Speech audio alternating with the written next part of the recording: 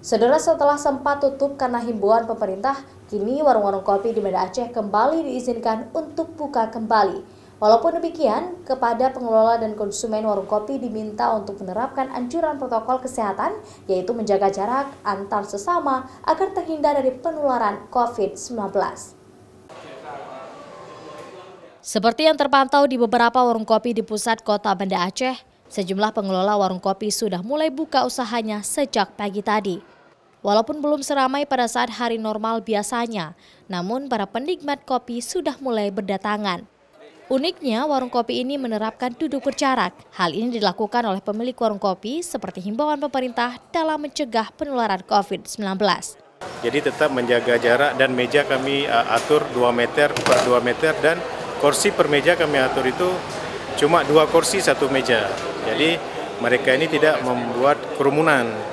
Alhamdulillah, terima kasih lagi kepada pemerintah sudah mengasih kesempatan kepada pengusaha-pengusaha kopi ini atau yang punya usaha kopi, warung kopi terutama, jadi untuk meningkatkan perekonomian masyarakat. Sementara itu, beberapa pengunjung juga menyambut baik dibukanya kembali warung kopi di Banda Aceh. Namun mereka juga setuju apabila pengelola warung kopi mengatur jarak duduk antara konsumen serta menyediakan tempat cuci tangan bagi para pengunjung agar mereka selalu bersih dan terhindar dari penularan COVID-19. Yang penting buka, bisa bekerja dan kita juga mengatur jarak. Seperti menggunakan masker, lebih bagus menggunakan masker. Kita juga bawa hand sanitizer juga untuk membersihkan tangan kita. Jadi setiap ngopi, sebelum ngopi, kita cuci. Bisnis supaya masyarakat. Kalau ditutup kan masyarakat itu cari uang di mana? Ya kayak tadi dibilang sama Bang Hasan, walaupun masyarakat ada duduk di warung kopi, kalau bisa inisiatif sendirilah bawa hand sanitizer jadi pakai masker sendiri.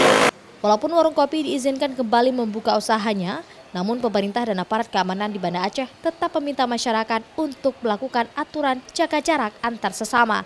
Begitu juga dengan penerapan jam malam. Pemerintahan juga telah mencabutnya sehingga warung-warung kopi akan buka hingga malam hari. Mustajab, Kompas TV, Banda Aceh.